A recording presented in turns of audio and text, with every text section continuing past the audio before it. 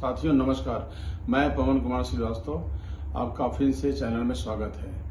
आज reserve bank of India के द्वारा रिस्पांसिबल लेंडिंग कंडक्ट के बारे में, यानी कि जो भी एजेंसी जो उनसे जुड़ी हुई है, जैसे बैंक हुए, फाइनेंशियल इंस्टीट्यूशन हुए, जो भी लोन वगैरह देते हैं, उनसे संबंधित एक व्यापक चेंज किया है। 13 सितंबर को एक सर्कुलर आया है। जैसा कि आप लोगों ने देखा होगा कि ज्यादा कभी कभी ऐसा हो जाता है कि आप किसी बैंक में अपनी कोई भी प्रॉपर्टी जो इमूवेबल प्रॉपर्टी है या मोबाइल प्रॉपर्टी है, उनको रख करके लोन लेते हैं और लोन चुकाने के बाद भी डॉक्यूमेंट कभी कभी मिसिंग हो जाता है। उस स्थिति से जो भी ग्राहक होते हैं उनको बहुत ही परेशानियों का सामना करना पड़ता है। विशेष करके हाउसिंग लोन के चक्कर में, हाउसिंग लोन में जो डॉक्यूमेंट रखा जाता है उसी के बेस पे बैंक लोन देती है और उसके चुकाने के बाद से उनको डीड नहीं मिल पाती है। तो चूंकि अगर वो डीड नहीं मिलती है तो उनको ग्राहकों को बहुत ही परेशानियों का सामना करना पड़ता है। इसीलिए रिस्पांसिबल लेंडिंग कंडक्ट के अंतर्गत आरबीआई ने आज एक नया निर्णय लिया है, जिसके तहत उन्होंने ये बताया है कि किन परिस्थितियों में और कैसे अगर वो लोन का जो भी आपका इमूवेबल प्रॉपर्टी का जो डॉक्यूमेंट है वो मिसिंग होता है या टाइम से आप देने में असमर्थ होते हैं, तो क्या करना, कैसे पेनल्टी होगी, इम्पोज होगी और किस तरीके से उसका निस्तारण होगा। सबसे पहले इसमें यह था कि जब भी आप कोई लोन लेते हैं और उसका पूरा मूलधन और विसर्जन सब करने के बाद अकाउंट जब क्लोज हो जाता है, उसके 30 दिन के अंदर आपको जो आपकी प्रॉपर्टी जो सरसई में रजिस्टर्ड होती है उसको सेटिस्फैक्ट्री चार्ज देना होता है, ताकि वो कोई बैंक अगर उसको सर्च करता है तो उससे ये मालूम चल जाता है कि ये जमीन या ये मकान अवमुक्त हो चुका है, इस पर दोबारा लोन दिया जा सकता है। वो तो चला आ रहा था, लेकिन जो फिजिकल डॉक्यूमेंट जो बैंक के पास रहते थे, नॉर्मल तौर पे कभी कभी कस्टमर भी नहीं उपलब्ध होता था और वो डॉक्यूमेंट जब लेने आता था तो वो मिसिंग हो जाता था। तो उसके लिए, उससे बचने के लिए बैंक ने कहा है कि अगर आप अपने डॉक्यूमेंट किसी कस्टमर को उसके ओरिजिनल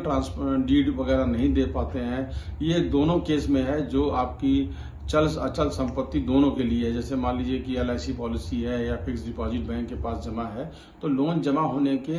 लोन का अकाउंट पूरा क्लोज होने के 30 दिन के बाद वो बैंक को हर हालत में प्रोवाइड करना है। अगर वो नहीं प्रोवाइड कर पाता है तो इसमें पेनाल्टी इन्होंने इम्पोज की है, जो 5,000 रुपए पर डे है,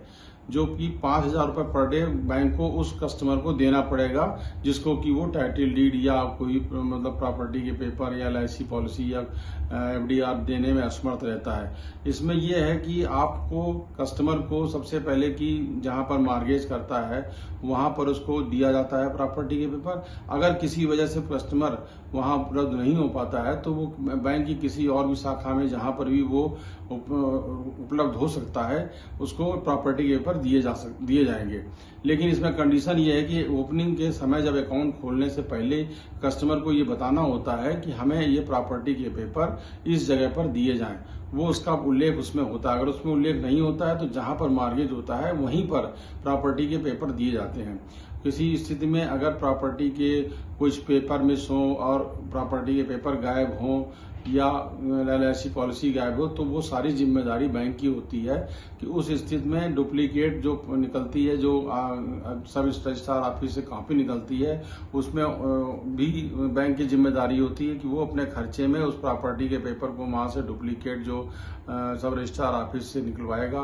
उस कॉपी को, वो उसके लिए 30 दिन का एक्स्ट्रा समय दिया गया है। तो टोटल मतलब अगर कोई इस तरह की प्रॉपर्टी पेपर खो जाते हैं तो 60 दिन के अंदर उनको डुप्लीकेट प्रॉपर्टी के जो पेपर हैं सब रजिस्ट्रार ऑफिस से निकाल करके 60 डेज के अंदर उस कस्टमर को देने होंगे, उस ग्राहक को देने होंगे जिसने बैंक से लोन लिया है। और 60 दिन इसलिए दिया गया कि 30 दिन उसको और जो भी वहां पे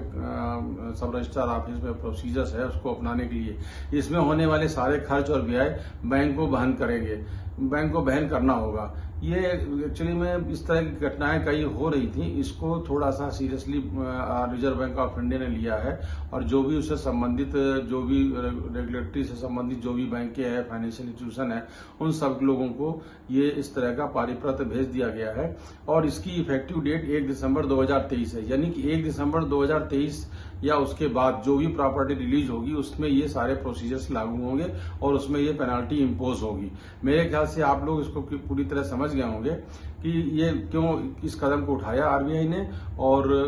किसी भी बैंक से अगर लोन लेते समय आप ये ध्यान रखिए कि जब लोन क्लोज हो जाता है तो आप अपनी प्रॉपर्टी के पेपर वहां से जरूर ले लें। ऐसा ना हो कि आप एक दो साल बाद जब जाएं तो बैंक में पेपर खोता कुछ नहीं, मिसिंग हो जाए और आपका भी समय खराब हो। लेकिन अगर किसी वजह से बैंक को भी इससे बचना है तो बैंक को जो भी बार का लोन अकाउंट बंद होता है उसको एक रजिस्टर लेटर से भेज करके कि आपके प्रॉपर्टी के पेपर आप 30 दिन के अंदर तत्काल ले लें, ताकि एक वैलिड ग्राउंड रहेगा कि हमने कस्टमर को सूचना देने के बाद भी कोशिश ये करें कि कस्टमर को किसी भी तरह से 30 दिन के अंदर उसको प्रस्तुत कर दें।